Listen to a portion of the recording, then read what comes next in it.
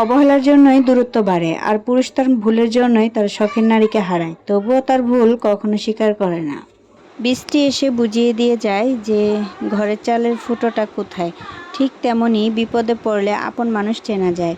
জীবন হলো এক কাপ চা, কখনো তেতো কখনো মিষ্টি, কিন্তু প্রতি কাপেই একটা অন্যরকম স্বাদ, একটা নতুন গল্প থাকেন। হ্যালো এভরিওয়ান, আসসালামু আলাইকুম। আশা করছি সবাই ভালো আছেন। নতুন আরও একটি ভিডিওতে সবাইকে ওয়েলকাম। একটা সুন্দর দৃশ্য দেখাইতে পারলাম, প্রাকৃতিক দৃশ্যগুলো, যেটা ছিল হচ্ছে আজকে বাইরে গিয়েছিলাম, যদিও একটু শহর টাইপের ছিল, তাও আপনাদের সাথে শেয়ার করছি। তো এর তো দেখেন বাইরের দৃশ্যগুলো কিন্তু কত সুন্দর। আসলে ঘরের ভিতরে থেকে যে ভিডিওগুলো করি, এগুলো দেখতে দেখতে কার ভালো লাগে বলেন? প্রতিদিন এক রকমের ভিডিও টাইপ, এগুলো দেখতে কার কাছে ভালোই লাগে না। যাই হোক, তবু আর কি করা, ঘরে থেকে তো আর এই অন্য কোনো ভিডিও করা সম্ভব না। যেগুলো আমি আমার ডেইলি ব্লগে যা করি সেগুলো আপনাদের সাথে শেয়ার করার চেষ্টা করি। অনেক দিন থেকে আর কি ভিডিওটা গ্যাপ যাচ্ছে, তো আজকে ভাবলাম যে একটা ভিডিও রেডি করে তারপরে হচ্ছে আপনাদের সাথে শেয়ার করি।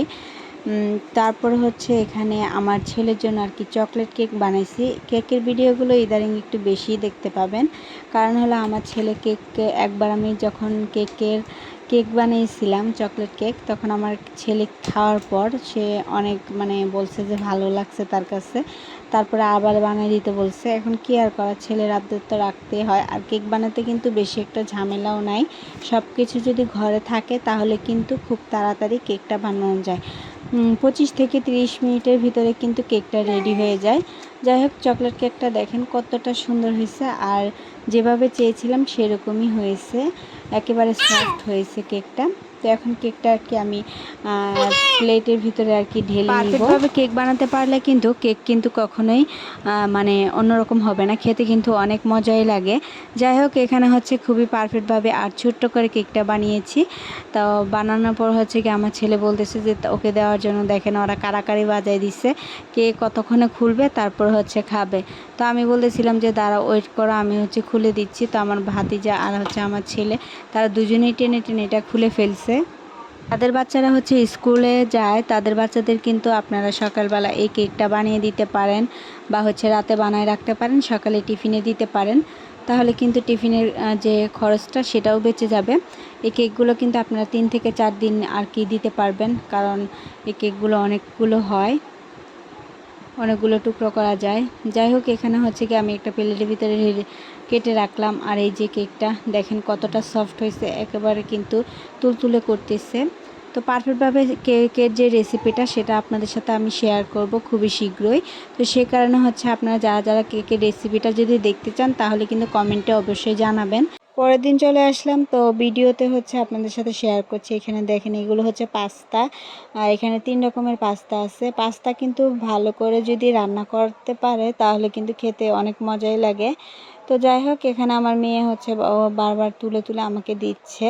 আর পাস্তাগুলো কেজি নিয়েছে হচ্ছে 130 টাকা কেজি। তো এখানে এক পা করে আধা কেজি আছে। এখানে টোটাল 3 রকমের পাস্তা, সবগুলো মিলিয়ে আধা কেজি পাস্তা নিয়ে এসেছে।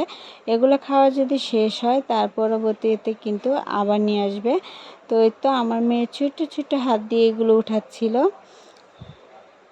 আজকে শুধু আপনাদের সাথে খাবার দাবারগুলোই শেয়ার করছি। এখন হচ্ছে ছেলে বলতেছে তাকে একটু এই চিপসগুলো ভেজে দিতে। এই চিপসগুলো এমনি ভ্যানে করে বিক্রি করে, ভ্যানেতেই পাওয়া যায়। তো অনেকগুলো কিনে এনেছিলাম, সবগুলো খাওয়া শেষ। এখানে আর কি আর অল্প কিছু ছিল বাকি, তো এই অল্প কয়টা আর কি ভেজে দিচ্ছিলাম। বেশি দিন থাকলে এগুলো নষ্ট হয়ে যাবে, পোকা ধরবে।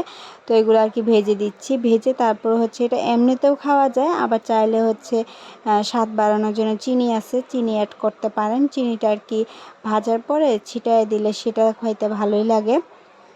তো তেলটা গরম হয়েছে, তারপরে এগুলো দিয়ে দিছি। যেহেতু তেল আমি একটু অল্প করেই দিয়েছি, তাই এগুলো অল্প তেলেই ভেজে নিব। এখন চলে আসলাম খাবার দাবার খেতে। এখন আবার কাঁঠাল খাওয়ার পালা। আজকে যতগুলো ভিডিও আপনাদের সাথে শেয়ার করছি অল্প অল্প ক্লিপ রেখে দিয়েছিলাম, সবগুলো খাবারের।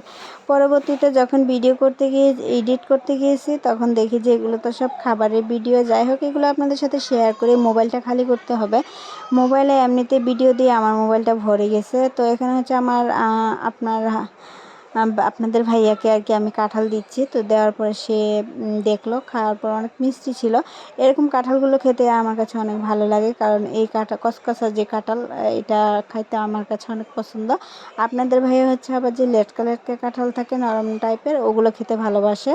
তারপরে চলে আসলাম বিকেলবেলা। এখন বিকেল হয়ে গেছে, তো বিকেলবেলা তো একটু চা খাইতে হয়, মাথাটাও ধরছে। তো চা খাবো, সেই কারণে ফ্রিজ থেকে বের করলাম আদা কুচি। আগে থেকে আমরা ফ্রিজের মানে একটা বাটির মধ্যে আর কি আদা কুচি করে তারপরে রেখে দিই। এগুলো হচ্ছে যখন চাটা খাইতে ইচ্ছা করে তখন আর কি খুব সহজে নামানো যায়, সেই কারণে হচ্ছে নামিয়ে তারপরে হচ্ছে 2টা এলাচ দিয়ে দিলাম। এলাচ আর আদা দুইটাকে ভালো করে ছেঁচে থেতো করে এখন হচ্ছে দুধ যে চা বানাবো এই চার ভিতরে দিয়ে দিলাম। এটা হলো দুধ মশলা চা হবে। তো যেসব আপুরা হচ্ছে পেজ চালান তারা হচ্ছে গিয়া বিপিএন অ্যাপ ইউজ করে কি আপনারা এখন ভিডিও দিচ্ছেন কিনা সেটা একটু জানাবেন প্লিজ। আমি হচ্ছে গিয়ে প্রথমে বিপিএন অ্যাপটা নামাইছিলাম, দেখার পরে নামানোর পরে একদিন চালাইছিলাম, তারপরে দেখি যে আমার ওটা লগ ইন করতে বলতেছে। পরবর্তীতে আমি ভয়ে তারপর হচ্ছে অ্যাপটাই ডিলিট করে দিয়েছি। তো এটা চালানো কতটা মানে ঠিক হবে, এটা চালালে নাকি অনেক সময় দেখা যায় ফেস হ্যাকও হয়ে যেতে পারে, নষ্টও হয়ে যেতে পারে। আজকে রাতের জন্য কি কি হচ্ছে আইটেম রান্না করছি সেগুলো চলুন দেখে আসি। প্রথমে দেখালাম মরিচ ভর্তা, শুকনা মরিচ, আর এখানে হচ্ছে ঢেঁড়স ভর্তা। ঢেঁড়সটাও শুকনা মরিচ দিয়ে ভর্তা করছি। তারপরে আছে হচ্ছে আলু ভাজি। আজকে তরকারি আইটেম খুব কম, আলু ভাজি তারপর ভর্তা এগুলোই আছে। আলু ভাজিটা হচ্ছে আপনাদের ভাইয়ার অনেক পছন্দ তাই করা। আর এখানে হচ্ছে বেগুন ভাজা। তারপরে এখানে গতকালকে যে তরকারি ছিল, তো ওই তরকারির ভিতরে একটা ডিম ছেড়ে দিয়েছিলাম। এই তো আজকের খাবার দাবার এগুলোই।